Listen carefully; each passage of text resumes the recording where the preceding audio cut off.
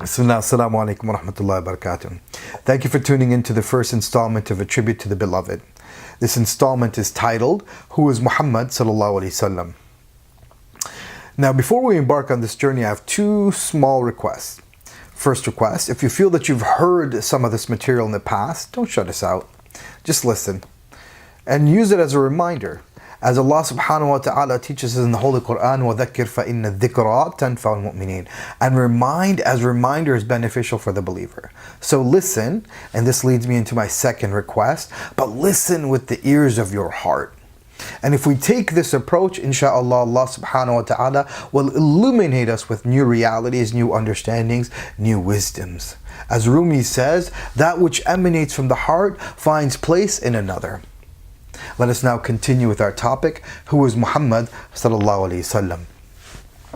The words that I would use to describe the Prophet Muhammad sallallahu alaihi wasallam pale in comparison to how Allah subhanahu wa ta'ala has already portrayed His beloved. Allah subhanahu wa ta'ala mentions in Surah Al-Anbiya chapter 1, Bismillahir Rahmanir Rahim, وَمَا أَرْسَلْنَاكَ إِلَّا رَحْمَةً لِلْعَالَمِينَ. And we have not sent you except as a mercy to all the universes. Now let's spend a few moments here just for our own understanding and growth here. Allah subhanahu wa ta'ala is using the word here, alameen, which is jama'a, which is the plural of the word alam.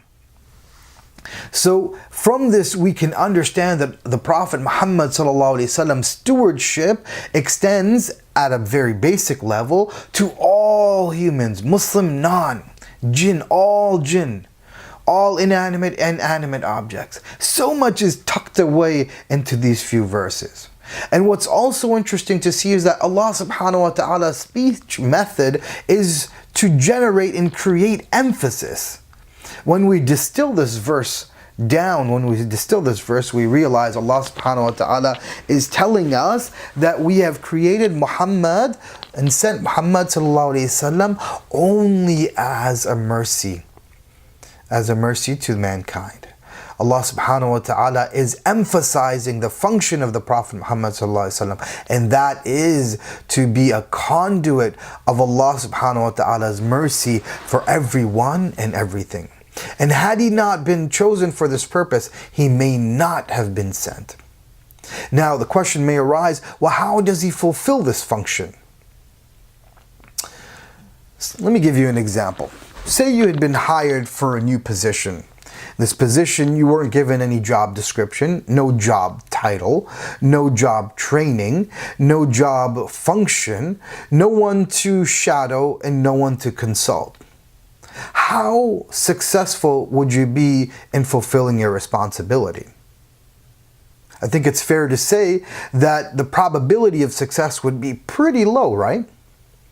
Well, we are chosen as ambassadors of Allah subhanahu wa ta'ala.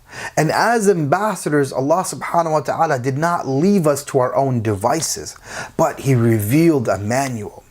And with that manual, He sent a guide who wholly exemplified, embodied the tradition to teach us, to nurture us, to guide us, to help us navigate through challenges, and to ensure that we fulfill our worldly function, our required worldly functions. And if you really think about that, that encompasses everything under the sun. This is mercy.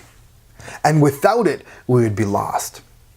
And the Prophet Muhammad sallallahu alaihi wasallam's mercy extends past this worldly life into the hereafter. On the day where it will be utter chaos, on the day of judgment, Allah subhanahu wa ta'ala has bestowed our beloved Prophet Muhammad sallallahu alaihi wasallam shafa'ah. He is the only person that has been given the authority to intercede on behalf of humanity. And he will be raised to the praise station, and where he will venerate Allah subhanahu wa ta'ala like none have venerated him before. And Allah subhanahu wa ta'ala will then say to him, Irfa' ra'sak, oh, raise your head, Muhammad sallallahu alayhi wasallam, Salman tu'ta, ask what you wish and we shall bestow it. And the Prophet Muhammad sallallahu alayhi wasallam's response will be, my ummati, my people, Allah. On the day when man will forget his wife, wife will forget his her children, father will forget their sons, brothers will forget brothers, friends will forget friends. Prophets will only remember themselves. The Prophet Muhammad sallallahu alaihi wasallam will remember you and me and everyone else. This is our beloved Prophet. This is who Muhammad sallallahu alaihi wasallam is. Don't we owe it to ourselves to know him, to love him? And as they say, to know him is to love him. May Allah subhanahu wa ta'ala give us tawfiq. Nas'al Allah tawfiq. بحرمة الحبيب بحرمة الفاتحة.